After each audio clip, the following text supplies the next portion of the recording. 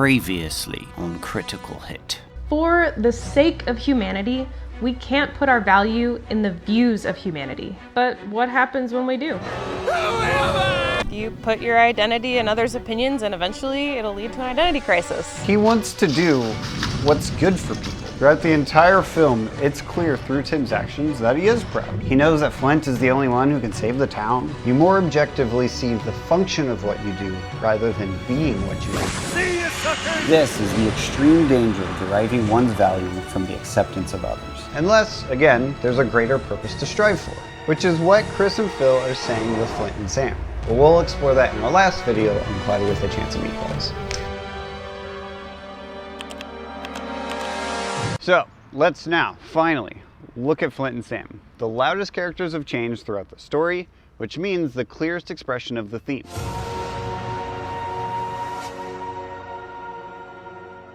Both Flint and Sam war between who they think is right and who they think is accepted. I, too, was a nerd. Sam loves the science of weather. She just wants to spend all of her time studying it, and she couldn't care less what she looks like. But because she wasn't accepted by her childhood peers, she felt pressured to make a decision on what she valued more: acceptance and being socially low friction, or contributing what she thinks is meaningful. She chooses acceptance and alters who she is to become someone she doesn't care for. Another symptom of living defined by others is your inability to meaningfully connect. The movie doesn't show Sam having any close friends. When you're acting as a character you don't believe in, how do you expect to have any intimate relationships? What are you supposed to talk about or relate on? If you craft who you are to be another character, that impacts how you look, how you talk, and who you associate with. All you're capable of having are proxy conversations. Empty talk for the sake of appearing like you care, but you can't passionately express what gets you out of bed in the morning, which is what we see. I mean, wow, they're shiny. I mean, the clouds probably have water in them. It's a solid, it's a liquid, it's a viscoelastic polymer made of polypeptide chains. Would you eat it? I mean, it tastes good. Ironically, it's Flint who encourages her to not care what others think, and in a way, communicates what his mom communicated to him when he was younger. 4 eyes, you need glasses to see. Flint laughing is the equivalent to his mom's So, people probably thought that these guys were weirdos too. saying, yeah, people say stupid things, but that doesn't affect your value. And then he tells her she has something unique to offer the world, which will be better in the long run. Why not? I mean, this is the real you, right? Smart, bespectacled. Who wouldn't want to see that? There's this nice beat that I noticed in the script that was cut from the film for one reason or another. I'm bummed that it was, because it seems like it would have been a nice accent on Sam's decision to be who she wants to be. It's when she's in the back of the van by herself and she finds the Doppler Weather Radar 2000 Turbo. In the script, it first plays out as it does in the film. She puts the glasses on and off, deciding who she wants to be. Now that she has the glasses on, she sees the Doppler machine behind her. She opens it, but in the script, instead of it starting up immediately, it begins to boot up. And she smiles. She can see her reflection there in the screen, and she finally likes what she sees. It would have been a nice beat saying, boom, she can finally rest in her cognitive cogency, informed by her decision to make her worldview and her actions one. Might have just said that to get you to like me. So you really thought having allergies would make you more attractive? And finally, we're at Flint, the main character of change in the story, and the greatest insight into how Chris and Phil think that we should live.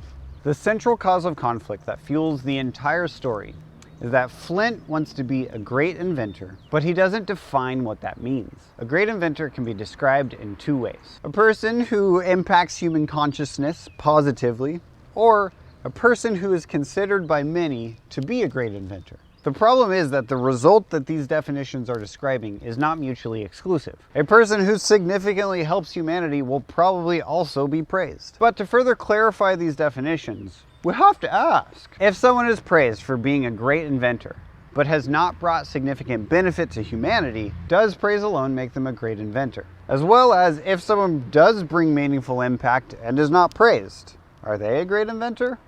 Like, for instance, Fun fact segment. This poster here of Philo Taylor Farnsworth refers to the man who was largely credited to inventing the modern television. He was the first to figure out how to transmit an image through a wire by recreating the image line by line, inspired by plowing his parents' farm. But very few people know his name. Does that make him a great inventor? Flint has not considered the distinction between these two definitions and holds both of them to be true. And because of that, he constantly swims between one definition and the other as he struggles to understand his value. There are moments when he genuinely tries to help the people of Swallow Falls, but his true motivations are revealed when he is forced to choose one definition over the other. Leave the machine on, continue to receive praise, mass acceptance, but at the cost of potentially hurting the people he's trying to help, or turn it off to save the town and potentially lose the praise and acceptance. He chooses potentially hurting people. But now he's got a problem. Flint hears the potential danger of his machine, but needs to convince himself and others that his motivations are still to help people. In order to justify his decision, he needs to create and believe a fantasy. I know, it's great. Bigger portion sizes. Everyone loves it. Then, when others have a better argument to what's happening in the real world, he has to ignore them and tell them to live in his fantasy. Why can't you just be happy for me and go say the weather or something? Jeez. Which is a trend we've seen in the mayor, Brent, Sam, and now Flint. If your value comes from the changing tides of the opinions people have of you, you have to live a lie in order to continually entertain their gaze. You have to become who you think they want you to be, rather than figuring out who you think you should be based on your own intuition, evidence, and logic. I love these three scenes that are back to back, really driving in that point. The design of each of these scenes is the same. A character is confronted with hard evidence that the food weather is getting out of control. Character then rejects evidence because turning it off means the gaze of everyone's attention will stop. So then the character appeals to the evidence of consensus. It makes everyone happy, so it must be good, and keeps doing what will bring them acceptance and attention regardless of its potential harm. In order to convince themselves that they're still doing the right thing, they have to use this BS argument that everyone's happy, so everything's fine. By the end of this sequence, we see that Flint has doubled down on his self-delusion. When he's confronted by his dad, he's largely ignorant and unobservant. But by the time he's confronted by Sam, he's seen and understood the destructive potential and still chooses to keep the machine on, which makes his last statement to her way scarier. I just want to be liked right now, and you're getting in the way of that, so why can't you just forget about our impending doom and let me have this? Which, structurally in the story, is the perfect place for the truth to hit him over the head like a sack of bricks. His lies have caught up with him, his fantasy crumbles, and he is faced with the consequences of his actions. One thing I love is how this story addresses the tension between happiness as a measure for truth, as opposed to clear evidence and logic. It's saying that what makes us happy right now is not always good in the long run, which is a bold statement to say in the context of our current culture, but I think one that needs to be considered. We can't mindlessly follow the novelties and trends that make us feel happy. Wake up, sheeple! It's a myopic way to navigate life. We need to constantly scrutinize where we invest our time, our money, and brain power, lest we be like Earl and the rest of the townspeople. I know Flint Lockwood made the food, but it was made to order. And now it's time for all of us to pay the bill. We just accepted what we were given without questioning it. We are as much at fault. Anyway, the truth hits and everyone sees that Flint's invention has caused all this destruction. Flint finds himself in a similar situation to Brent. Identity crisis. Who he is an inventor. And if an inventor doesn't help people, then he's useless. He's like one of his own failed inventions. Worthless and unwanted. Trash. Which is the moment that leads him to become more an inventor than he's ever been. His dad comes and offers a single gesture.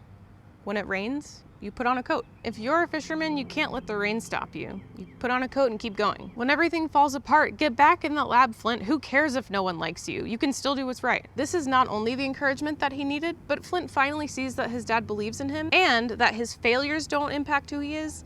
He decides who he is. So for the first time, Flint's motivations are pure. He's not doing it for the acceptance of anyone. He just wants to help save the people of his town. This shift in motivation forms a bridge between Flint and his father, finally allowing him to see what his dad was saying all along. Thanks for trying to set me straight. Figured it out a little late, I guess. So there you go. That's what Cloudy with a Chance of Meatballs tells us about how we should live. There's a few takeaways from this series. Firstly, for writers, notice how the characters in the story were created to embody each side of the thematic argument. You could write this entire story starting with the theme of you should do what you believe is best for humanity rather than what people accept you for. And once you have that, now you just need a main character who's going to learn that. And then you will build your cast based on what they will teach your main character or how their change will also accent the theme. Flint needed to learn who not to be, so we needed the mayor. Flint needed to learn who to be, so we needed Manny and his dad. And then Sam and Brent are there to explore other ways that living for the acceptance of others could manifest. So remember that when writing, you don't just think of a cast of characters that you like. They have a specific purpose. They affect each other. And then how they affect each other is what your story ends up saying. So if you don't intentionally design what their relationships are for, then your story is going to make a lot of disjointed claims, causing your story to be unfocused and ultimately less emotionally impactful. Secondly, if we believe Cloudy's claim that you need to do what you love for the benefit of humanity and do it regardless if you're accepted for it, then these are the things that we all need to particularly sit down, think about, wrestle with, write about, and articulate to ourselves. Stories allow us to look at ourselves and honestly see when we're acting like their characters, using their story as a model for our own growth. Then we can be better informed on how we want to act, and more importantly, why. Do you agree? Do you disagree? Why or why not? Keep the conversation going. Make a response video. Write a blog post. It's these values and stories that need to be continually discussed and scrutinized so we can best know how to act too. Please keep the conversation going on our Discord, link in the description. And if you find this content valuable, please support us on Patreon. It's the only way this will continue at this rate. Now that we've finished the Cloudy series, join us next time for everybody's favorite animated classic, The Shawshank Redemption. This video was produced by Frozen was actually genius. Which may be true. It may be like on another level. But I'm pretty excited I get to say this from here on out. That's fantastic.